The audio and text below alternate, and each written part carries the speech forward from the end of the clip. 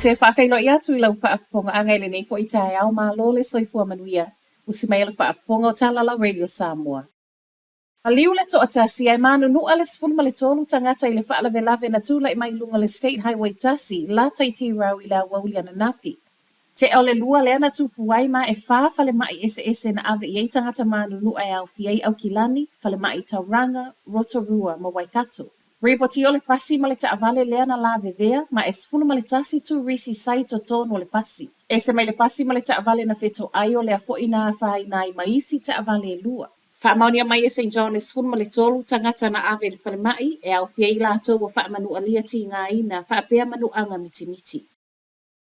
Wa te ena le immigration a New Zealand le visa Candace Owens ma e whaapea wa whaia a o whaasai fo I au Satalia. O le entertainers work visa le ana whaatalo sanga ili tama ita itusi tala mai Amerika e fia ulu fale mai ai I New Zealand. Pei ta ilalo tu la fono lo li mata ita inai wha ai ungal immigration e le mawhaiona talia se tangata o le afoiona o whaasa mai seisi atunu.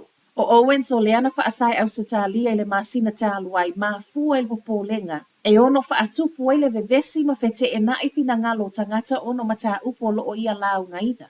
O Sydney, Melbourne, Perth, Adelaide, ma Brisbane, le ana whaapea whaiai tau talanga Owens ma o le ana whaamoe e ui mai ei fo I au kilani le masina nei. O le Trust Arena le ana whaasala lau e whaiai tau talanga Owens I nei ma I lunga le upenga tawha ilangi le ticket booth o lea wato e tolo atu I le masina o Februari 2025.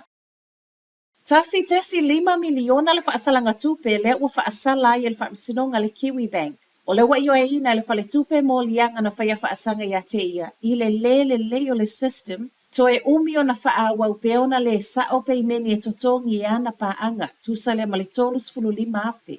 Wha mawino tupe nei e le isa ona to e totongi e pa anga le Kiwi Bank o atu I le ono tesi 4 miliona. I se pepo whamtalanga lo ta ua le komisio pisinisi. Wa mafua I le o le system to e le o na whaia siaki e mauti no ai. Le ato atoa o ngā luenga le au whai ngā luenga. Ta wai o lewa mai ona toe wha ato ese na whale tupe ma o lea fo iwa wha ngā ioi le toe wha fo I atu o tupe a tangata na a fia. Tusa lea ma le iwa tesi 2 miliona. O le masina o mati o le tausanga asau, lea o loo wha moe tatau ano o atu I ai wa uma ona toe wha fo I uma tupe nei I tangata na a fia ai. Walata mai le aso e alo I eitu la fono le afa amalosi ai whainga fo e whaata wai le ava malosi I totono au kilani.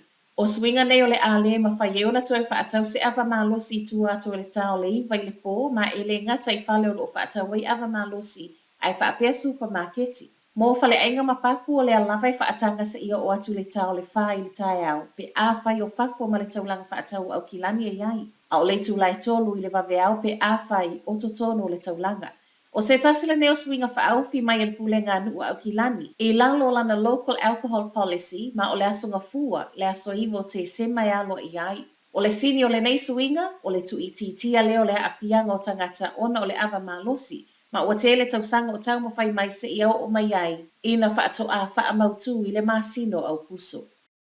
Ma tala whaaiu, ma mawhai le au whai ngā luenga le soifua maloloina le isi vaea lea fo I wato e whaailo mai. Whaeloa le Public Service Association e lata I le afe 5 se lau ngā luenga. O lea wato e wa ai le soifua maloloina e vaea, ma o totonu o lea o whai, o lo o iei le fitu se lau e le o ngā luea ina e nisi le taiminei. O I lata umanei o lo I totonu le Data and Digital ma le National Public Health Services. Ripotia le ti o whaavau malua New Zealand. E o atu I le 2 miliona tupe e tatau ona whaasau mai I le Data and Digital le totonu le tausanga.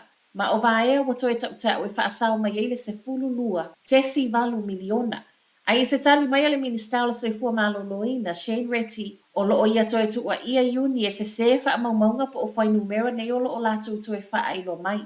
Whai mai ele so upo le leiba I le tū tau le soifua maloloina, ma o ia fo isa a vea ma minister o soifua maloloina le paia inga whaato a umatu, Dr. Aisha Verrill, sa mawhai lavona whaasau mai ngā luenga wa tautau e vaea pe ana whaapea e le leona whaatupe le malo au nanga whaale soifua maloloina.